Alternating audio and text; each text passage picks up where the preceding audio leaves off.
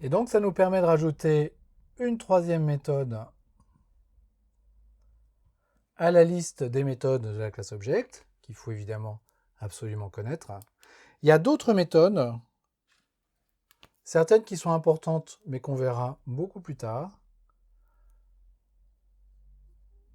Il y a trois méthodes, une méthode wait et une première méthode notify et une deuxième méthode notify all, qui sont des méthodes relatives à la programmation concurrente, à la programmation avec des threads.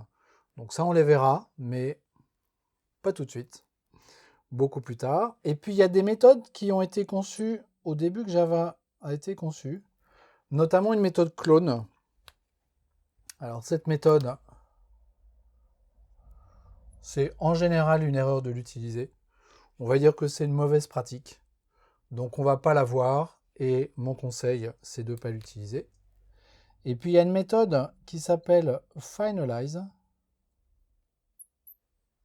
Alors, cette méthode, non seulement c'est une mauvaise pratique de l'utiliser, mais elle est même dépréciée, deprecated. Ça veut dire qu'elle est là, mais qu'elle ne fait plus rien et qu'il faut arrêter de l'utiliser, arrêter de mettre du code dans cette méthode finalize. Il faut arrêter de la surcharger. En fait, si on surcharge cette méthode finalize, le compilateur va maintenant nous mettre des warnings. Arrêtez de faire ça, vous êtes en train de faire des bêtises.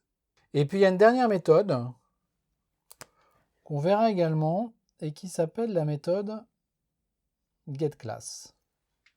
Alors la méthode getClass, elle est vraiment intéressante parce qu'elle nous permet de réaliser une chose, c'est que en Java, comme on a dit, tout est objet, tout le code que l'on écrit vit dans des classes, et en fait, chaque objet Java possède lui-même un pointeur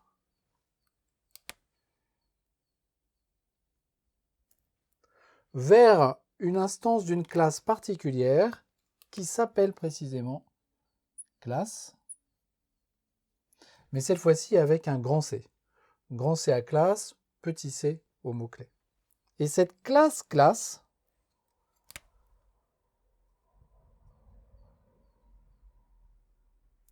comme d'habitude, c'est une zone de mémoire dans notre application, et va porter des informations sur la classe dont cet objet est une instance. Alors, parmi les informations immédiates, il y a déjà le nom de cette classe. Et puis il y a d'autres informations qu'on verra dans la suite, qu'on va voir, qui font partie de ce que l'on appelle l'API réflexion. Mais c'est déjà important de réaliser une chose, c'est que en Java, tout est objet, tout est instance de classe, et les classes elles-mêmes sont modélisées par des objets en mémoire.